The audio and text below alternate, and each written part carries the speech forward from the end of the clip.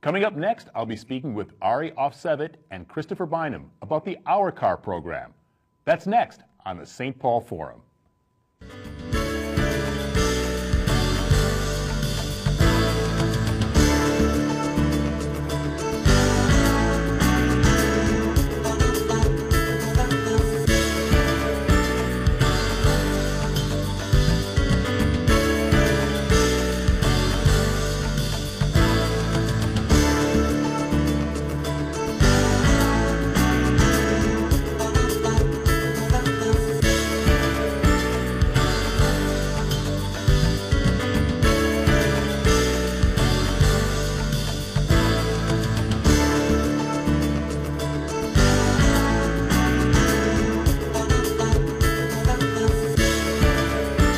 Welcome to the St. Paul Forum. I'm John Forde.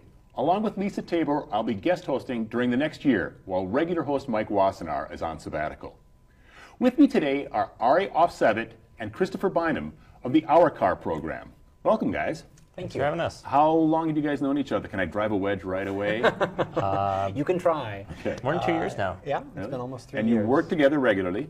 Every single day. Okay. And tell us about the HOURCAR program. What is HOURCAR? Is there anything like it anywhere in the planet?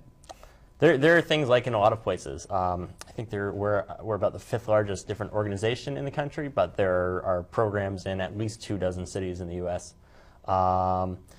Nonprofits in several cities, for-profits in others. I would say there's probably, I think the latest is about 500,000 users sharing about 6,000 or 7,000 cars in the country.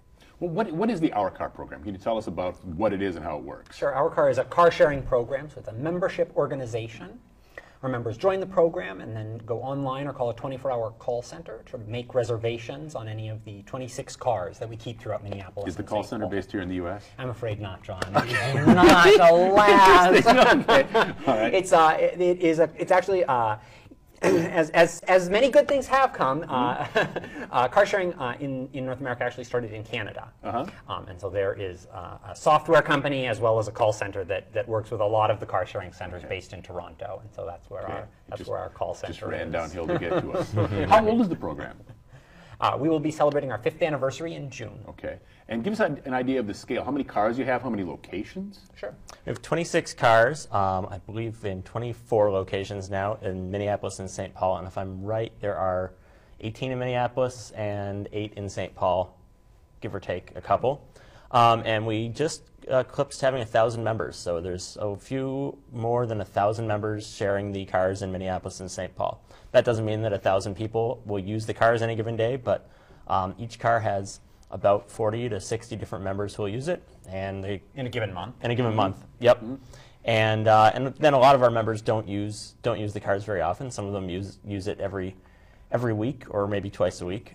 It's really a program for people who don't have a car or maybe have one car in a 2-driver household, and it can act as that second car. So really what we are a infrequent usage organization. It's sort of interesting the range of users that we see actually, because as Ari sort of intimated, we get everything from people who very rarely need to have access to a car at all, and so don't use our program very much, but like to have access to it for those few occasions a year when they will need a car.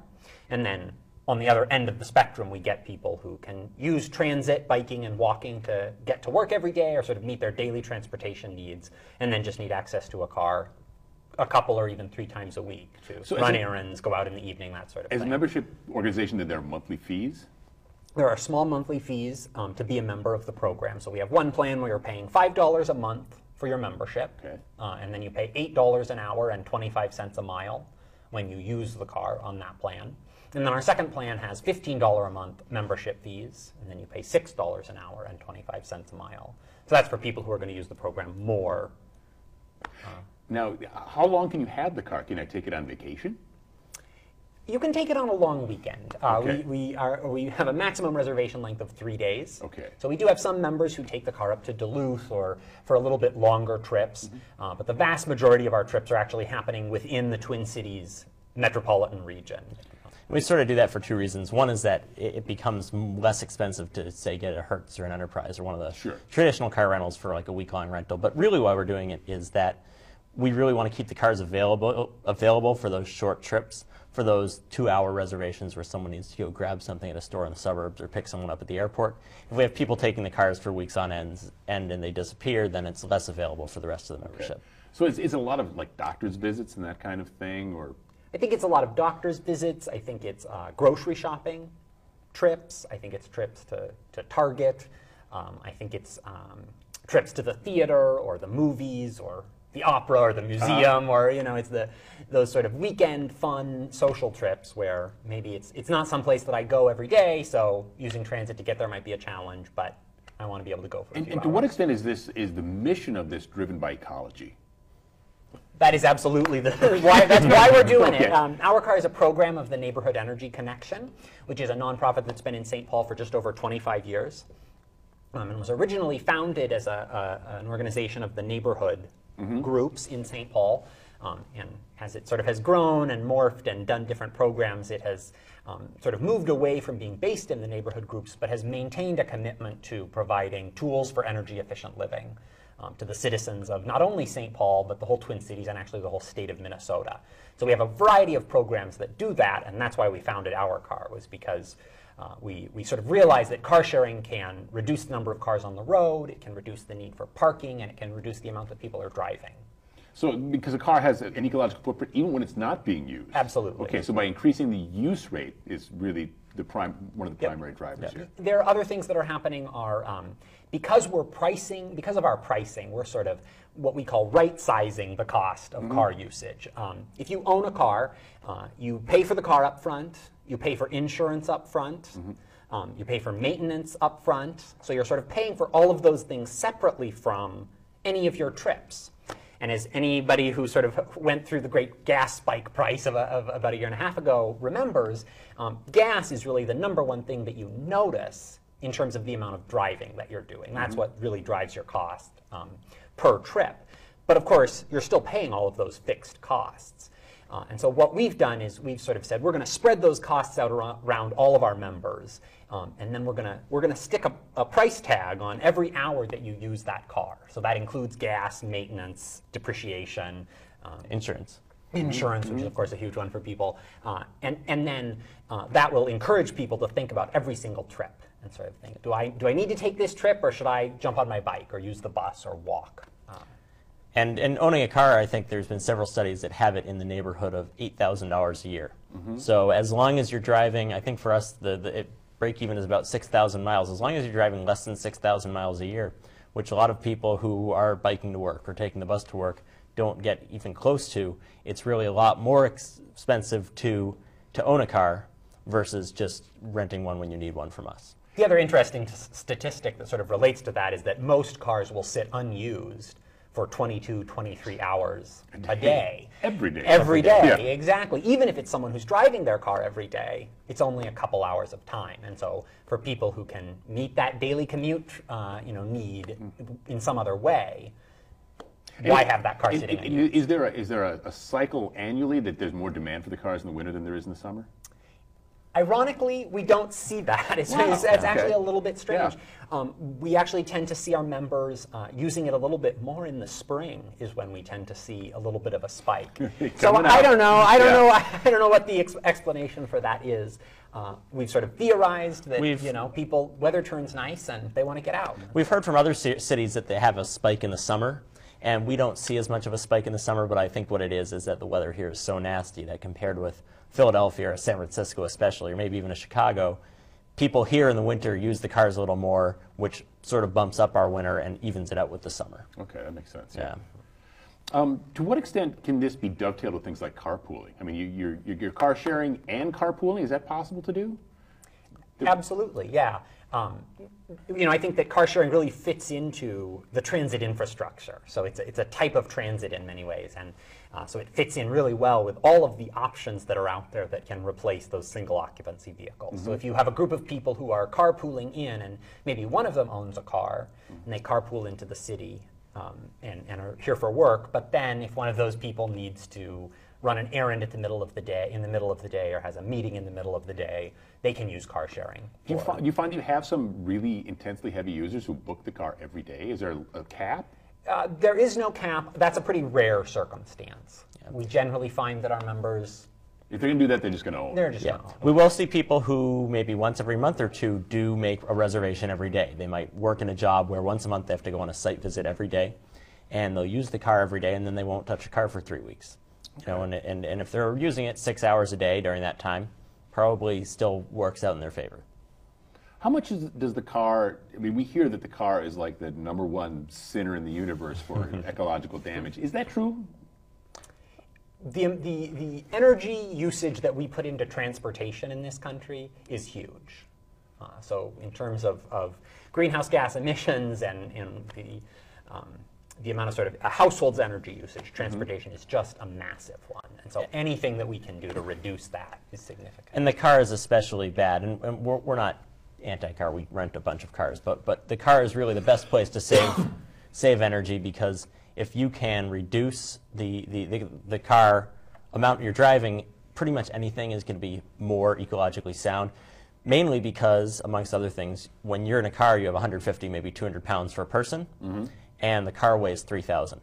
So you're lugging around all that extra metal, and you're putting a lot of gas in to lug around all that extra metal just to move yourself from point A to point B. Whereas if you get on a bus or you ride your bike or you take the train somewhere, you're not, you're not lugging around all that extra weight.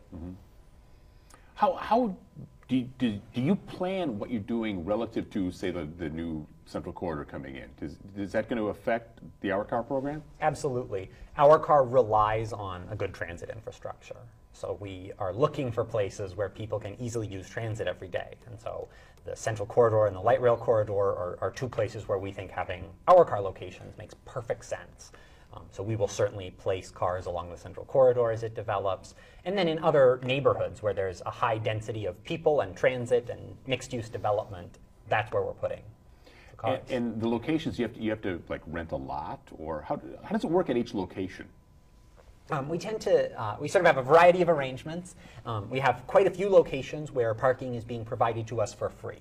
So it's a college, it's a co-op, it's some other nonprofit organization that has said, we value car sharing, we think it's worthwhile in the Twin Cities, and so we want to have you here. So we're going to give you City of St. Paul helps us out as well. City of St. Paul helps us. And Minneapolis too. So there are other places where we're renting for a reduced rate from a private lot owner. So. How about car security? How do you get into the car? I mean, you leave the keys under the hood, or under something like that. Okay. You can't say. Yeah, right. All of our members have the means to access the cars, and as part of doing that, we're actually able to track who's letting themselves into our cars so and like how far they're driving. So it's a sort of electronic key fob, that allows them to access the cars, and then once they get in, they can also start them and go on their way. I was looking. You have kind of a mix of cars. We do. Yeah. The Prius is sort of our flagship car, but then we have a number of other makes and models. Some that are a little bit bigger. In case do people actually track? I'm going to Home Depot. I need a bunch of plywood. We don't necessarily know what our members are using the cars for. So we don't always know that, but we actually find that people are surprised at how much they can get into those Priuses. Yeah.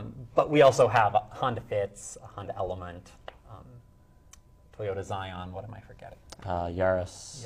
And yeah. A couple Honda Insights. Yeah, there you go. Now, Insight, that's an older car, isn't it? Nope. No, it's a new one. They had the old Insights for little two doors, Yeah. and they retired those several years ago, and then they started making the new Honda Insight is probably best described as a Prius clone, or a Prius with an H on the front. So it's a fuel-efficient car that with a liftback that looks pretty similar to a Prius. Okay. And they're both hybrid. Yeah. Does this program have, in addition to expanding locally, is it? You mentioned there are similar programs in other cities, some for-profit, some non-profit. Are you connected to like a national consortium of those sorts of things, just to help with your learning curve and that sort of thing? Yeah, we are. HOURCAR has reciprocity agreements with several other organizations. So if you are a member of HOURCAR and you go to, and I'm probably not going to get the whole list, but Chicago, Madison, Denver, Boulder, San Francisco, Austin, Cleveland, Toronto, Vancouver, I think even Sydney, Australia. Yeah. You can become a member of those organizations. You do have to actually go through a membership process with them, but they will waive some of the membership fees. Okay. So that if you're a member here and you go to one of those cities, you don't have to rent a car. What we find is that we do have a few members who take advantage of that. I think Chicago and San Francisco both we've had people come from and go to, which is really nice. I've actually gone to both San Francisco and Boulder and been able to use a car just for a couple hours there, which makes my life easier than going to a rental shop and filling out the paperwork and dealing with all that. So we don't have a lot of people who take advantage of it, but I would assume if you were traveling to San Francisco and lived here and every so often needed a car, it would be really helpful to be a member there. In case you're just joining us, I'm talking to Ari Ofsevit and Christopher Bineham about the HOURCAR program here on the St. Paul Forum. And of course, we're talking about faraway cities here on the St. Paul Forum. We love St. Paul, but it sure is nice to... and people who come into St. Paul, yeah. Yeah, we've certainly seen people who are coming from those cities and are really excited when they realize that car sharing exists in the Twin Cities. I think sometimes it surprises them a little bit because they think, oh, I'm going from San Francisco to Minneapolis or St. Paul, and it doesn't seem like it's quite as big a, it isn't quite as big of a city, and so they're sort of thrilled to find the multitude of transit options that we have here in the Twin Cities. Now, is this much more common in Europe? People might assume that, I would guess. It's certainly older. How far am I going out of your expertise? It is certainly older in Europe. The idea sort of originated after World War II in Europe, and so it has certainly been around longer. In some ways, I think you don't hear quite as much about those programs. I think they tend to be smaller. Yeah. The technology really was flagging for a while. I think it started after World War II, but really didn't start getting going until the 80s, but really not until the last 10 years. Really, the confluence of the internet, which you can make reservations 24/7 on the internet. Most of our members do. It takes about a minute to make a reservation.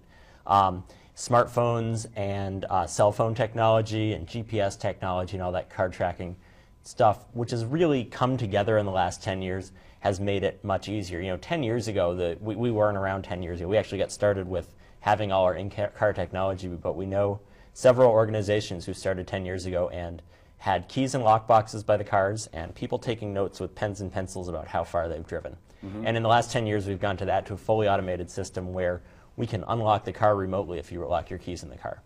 So we've really taken a lot of strides, and it's sort of fun to see this nascent industry grow and how the technology has kept up and really allowed it to grow to that degree. I'm always fascinated with the marketing angles of things, and if people have a secondary reason, it doesn't even need to be a strong reason, but to what extent is this driven by people looking at the economics of it, and to what extent is it driven by the people looking at the ecology of it? I think that for the first couple years that HOURCAR was around, we had a lot of the sort of greenies joining our program. So it was people who said, I want to drive less because it's good for the environment, and so I'm going to join this program and support this program. I think in the last couple years, we've seen a shift toward, I'm interested in the economics of this. In fact, I don't care all that. I mean, it's nice that there are environmental benefits, but that's not my main reason for joining. I'm more interested in saving money. And I think that when you put together gas both prices, greenies when you come right down to it. Yeah, that's right. Yeah, right. Absolutely.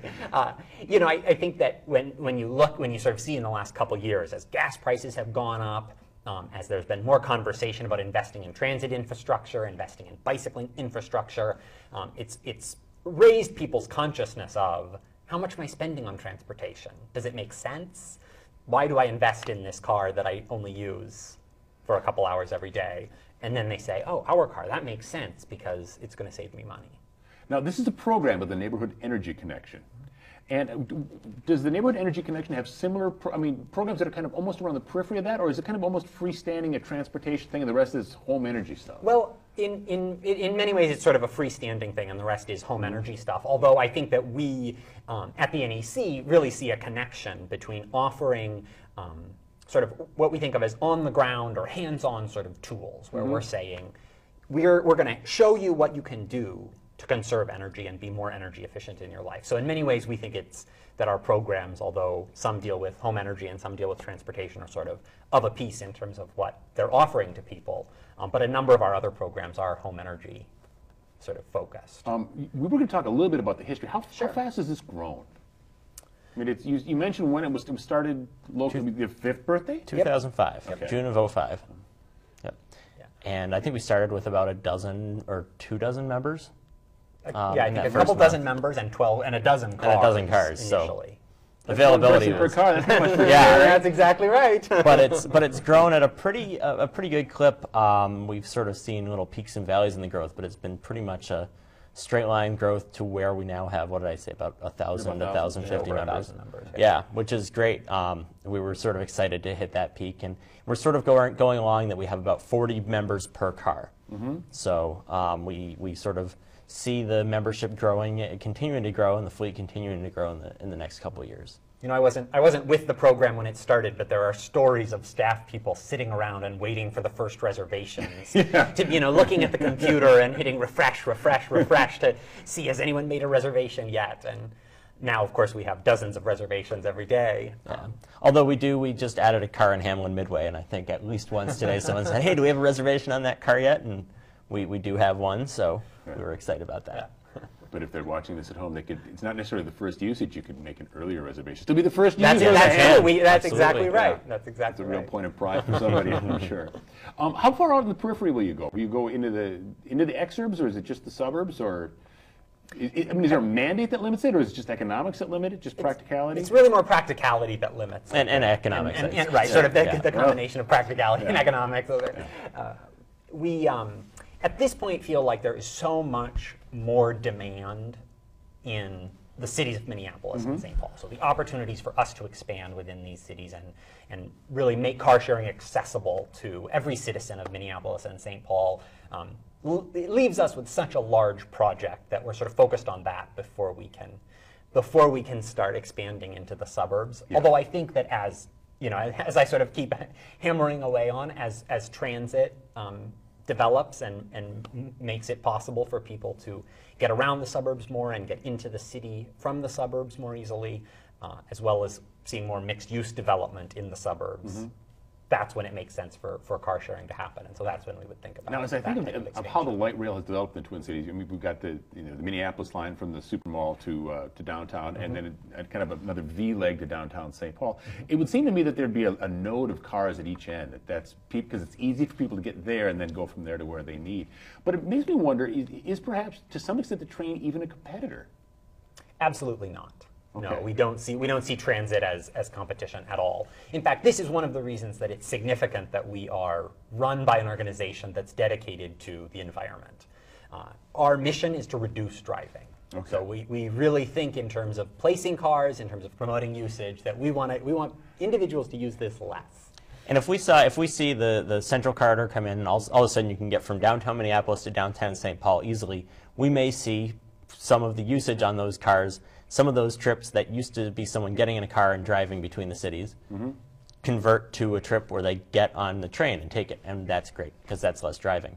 What it means for us is that there will be 100 more people who live downtown and say, great, there's a train here, I can get up to the grocery store easily, I can get downtown Minneapolis easily, I don't need a car, I'm going to join HOURCAR. So the more transit we have, the more transit options we have, the better. And not only does it mean that people can get around more and therefore can give up that car, but also that the thousands of people who live along those lines will start thinking, oh, I can jump on the train and I can get to an HOURCAR more easily. And so that expands the sort of market for us, even as those people are using transit as well. And you were saying that there's roughly 40 members per car. Is that likely to remain constant? Or I mean, if transportation infrastructure were to become more efficient, could that number go higher? Could we get 50 members per car? We've seen it stay pretty steady, and if you look at cities where really there's great transportation and parking is a royal pain, San Francisco, Boston, New York, I think even there, maybe New York is higher members per car, but everywhere else, from what we can tell, it's about the same. Those people are using it maybe slightly differently than we are, but I think that they're still in that 40 to 50 range.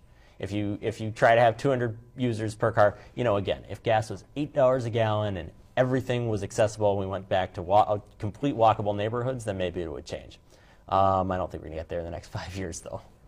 To what extent is the ecological stress being provided, not so much between at the inner city to the core or even the first-ring suburbs, but between the suburbs and the exurbs? Is HOURCAR really a convenience for urbanites, or is there a way to address that more? When we brought up the train, I was thinking about, it seems the places where trains work well is where there's a natural boundary, a coastline or the mountain range. And here we can sprawl in basically all directions. And I've heard that Minneapolis and Kansas City are the places that just can go, they just tend to sprawl on and on. And is HOURCAR really addressing that, or is it just a convenience at the core city? Well, what I think we're hoping to do, if people want to live in an 8,000 square foot house with a 3-car garage, they have that option. What we're really doing is two things. We're making it more convenient to live in the city because you can live there and you can live there without a car, but still have the option to have a car because we have a lot of services that really aren't that accessible by transit. And as you mentioned, doctor's appointments, there's some stores that really aren't on a transit line. And I think the other piece is that it's sort of actually making it less expensive to live in a city, because if you live in a city and you need a car, that's an $8,000 expense plus what you might have to pay for parking. If you live in a city and you can just buy a transit pass or ride your bike, you know, it's $500, maybe $1,000 a year, maybe $1,000 of HOURCAR usage, that's $6,000 a year less that you have to pay. Of enormous savings, yeah. I mean, this all sounds wonderful. How did it all get started? I mean, there was an infusion of capital into NEC early from who? Well, we had a number of different funding sources. We got some federal dollars, we got some county dollars, we got some foundation dollars, we got some state dollars. So we city, do we get city? Some city dollars. Yeah, everyone around. So we sort of had a variety of different small, you know, and then we also actually merged with another nonprofit organization, and that actually brought some funds into the NEC that made it possible for the organization to create this program. And is there ongoing governmental support? No, we do not receive ongoing governmental support to run the program. Is there the possibility that a private competitor comes in and takes a big bite out of your side? We've seen several other cities with nonprofits have had Zipcar as the big private competitor, and they've come in and tried to knock them out of the game, and they haven't been successful yet. We really don't think that they're eyeing this market just because it's such a small market. You know, they've gone into Toronto, Philadelphia, San Francisco, and Chicago, which have hundreds of cars on the streets and tens of thousands of members. And you know, to make a big push into a market like this, which is, I think we're proving that it's a successful and viable market, but it's not a huge market, isn't really on the radar screen yet. And I think that we're pretty well established here too, which would make it a bit harder for them. And people seem to like the fact that we're a local nonprofit and not sending our money to another city. Not to mention that the dirty little secret of car sharing might be that it's a pretty low margin business. And it's really so here's the news for whatever private competitor is thinking about at this moment starting up. You're not going to make much money at it. You know, it might be successful, you might do okay, but if your goal is to swoop in and make big bucks off of this, good luck. Every so often we see there's actually a car sharing organization in Boulder, Colorado, and we know their director, and they moved into the Denver region at the same time as a small for-profit competitor did, and they were saying, we really don't understand because these people are spending a ton of money on the vehicle leases, and we've been doing this for 8 years, and we haven't made any money on it. So, well, you're doing a very, very noble service, and we have to wrap it up at that. But thank you very much, Ari Ofsevit and Christopher Bineham of the HOURCAR program. Please join us again on the St. Paul Forum.